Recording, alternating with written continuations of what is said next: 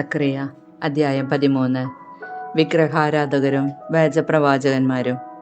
പാപത്തിൽ നിന്നും അശുദ്ധിയിൽ നിന്നും ദാവീദ് ഭവനത്തെയും ജെറുസലേം നിവാസികളെയും കഴുകി വിശുദ്ധീകരിക്കാൻ അന്ന് ഒരു ഉറവ പൊട്ടിപ്പുറപ്പെടും.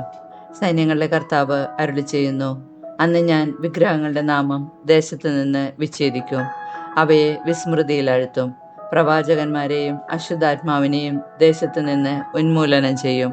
ഇനി ആരെങ്കിലും പ്രവാചകനായി പ്രത്യക്ഷപ്പെട്ടാൽ അവന് ജന്മം നൽകിയ മാതാപിതാക്കൾ അവനോട്, കർത്താവിൻ്റെ നാമത്തിൽ വ്യാജം സംസാരിക്കുന്നതിനാൽ നീ ജീവിച്ചുകൂടാ എന്ന് പറഞ്ഞ് അവൻ പ്രവചിച്ചു കൊണ്ടിരിക്കുമ്പോൾ തന്നെ അവനെ കുത്തിപ്പിളർക്കും. അന്ന് പ്രവചിക്കുന്ന ഓരോ പ്രവാചകനും തൻ്റെ ദർശനത്തെക്കുറിച്ച് ലജ്ജിക്കും. അതുകൊണ്ട് അവർ വഞ്ചിക്കാനായി രോമക്കുപ്പായം ധരിക്കുകയില്ല. അവൻ പറയും, ഞാൻ പ്രവാചകനല്ല, കൃഷിക്കാരനാണ്. ചെറുപ്പം മുതലേ ഭൂമിയാണ് എൻ്റെ സ്വത്ത്.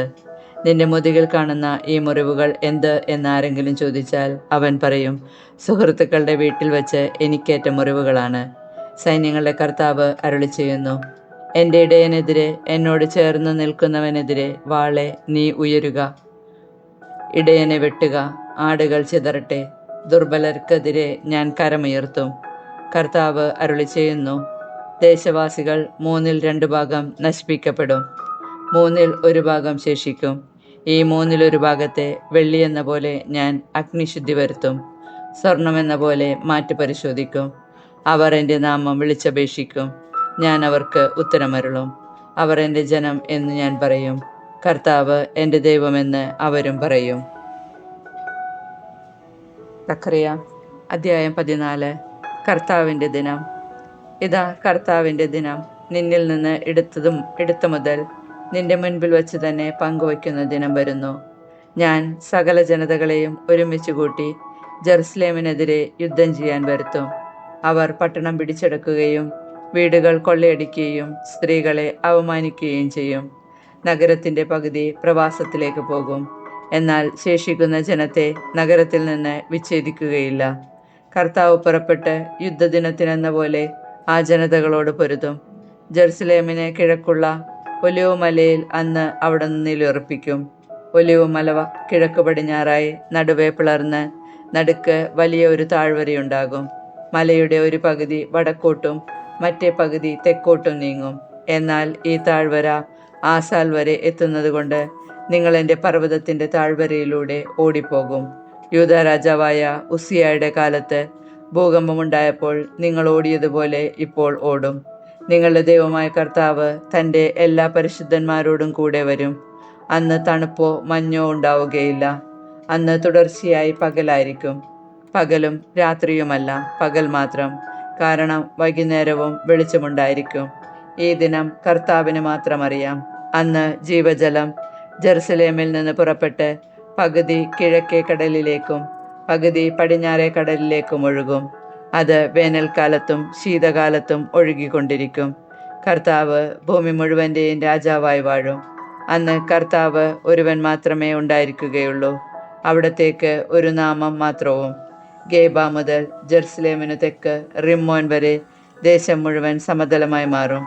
എന്നാൽ ജെറുസലേം ബെഞ്ചമിൻ കവാടം മുതൽ പണ്ടത്തെ കവാടത്തിൻ്റെ സ്ഥാനത്ത് നിൽക്കുന്ന കോൺ കവാടം വരെയും ഹനാനേൽ ഗോപുരം മുതൽ രാജാവിൻ്റെ മുന്തിരിച്ചക്കുകൾ വരെയുമുള്ള സ്വസ്ഥാനത്ത് ഉയർന്നു നിൽക്കും. അവിടെ ആളുകൾ വസിക്കും, കാരണം ഇനിമേൽ അത് ശാപഗ്രസ്തമായിരിക്കുകയില്ല.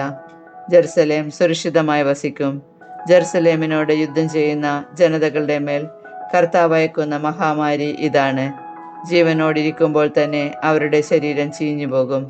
അവരുടെ കണ്ണ് കൺതടത്തിലും നാവ് വായിലും അഴുകും. അന്ന് കർത്താവ് അവരെ സംഭ്രാന്തരാക്കും. അവർ പരസ്പരം പിടികൂടും. ഒരുവൻ മറ്റൊരുവൻ്റെ നേരെ കൈയുയർത്തും. യൂദാ പോലും ജെറുസലേമിനെതിരെ യുദ്ധം ചെയ്യും. ചുറ്റുമുള്ള സകല ജനതകളുടെയും സമ്പത്ത്, ധാരാളം വെള്ളിയും സ്വർണവും വസ്ത്രങ്ങളും ശേഖരിക്കപ്പെടും. അവരുടെ പാളയങ്ങളിലുള്ള കുതിര, കോവർ കഴുത, ഒട്ടകം, കഴുത എന്നിവയുടെയും മറ്റു മൃഗങ്ങളുടെയും മേൽ ഇതുപോലുള്ള ഒരു മഹാമാരി നിപതിക്കും. ജെറുസലേമിനെതിരെ വന്ന സർവ്വജനതകളിലും അവശേഷിക്കുന്നവർ സൈന്യങ്ങളുടെ കർത്താവായ രാജാവിനെ ആരാധിക്കാനും കൂടാര തിരുനാൾ ആചരിക്കാനും ആണ്ടുതോറും അവിടേക്ക് വരും. ഭൂമിയിലെ ഏതെങ്കിലും ഭവനം സൈന്യങ്ങളുടെ കർത്താവായ രാജാവിനെ ആരാധിക്കാൻ ജെറുസലേമിലേക്ക് വന്നില്ലെങ്കിൽ അവർക്ക് മഴ ലഭിക്കുകയില്ല. ഈജിപ്ത് ഭവനം ആരാധിക്കാൻ വന്നില്ലെങ്കിൽ കൂടാര തിരുനാൾ ആചരിക്കാൻ വരാത്ത ജനതകളുടെ മേൽ കർത്താവ് അയക്കുന്ന മഹാമാരി അവരുടെ മേലും വരും. ഇതാണ് ഈജിപ്തിനും കൂടാര തിരുനാൾ ആചരിക്കാൻ വരാത്ത ജനതകൾക്ക് ലഭിക്കുന്ന ശിക്ഷ. അന്ന് കുതിരകളുടെ മണികളിൽ കർത്താവിന് വിശുദ്ധമെന്നെഴുതിയിരിക്കും. ദേവാലയത്തിലെ കലങ്ങൾ ബലിപീഠത്തിന് മുൻപിലുള്ള കലശങ്ങൾ പോലെ പവിത്രമായിരിക്കും. ജെറുസലേമിലും യൂദായിലുമുള്ള കലങ്ങളെല്ലാം സൈന്യങ്ങളുടെ കർത്താവിന് വിശുദ്ധമായിരിക്കും. തന്മൂലം ബലികൾ അർപ്പിക്കുന്നവർ വന്ന് അവ വാങ്ങി ബലിയർപ്പിച്ച മാംസം അവയിൽ പാകം ചെയ്യും. ഇനിമേൽ സൈന്യങ്ങളുടെ കർത്താവിൻ്റെ ആലയത്തിൽ ഒരു വ്യാപാരിയും ഉണ്ടായിരിക്കുകയില്ല.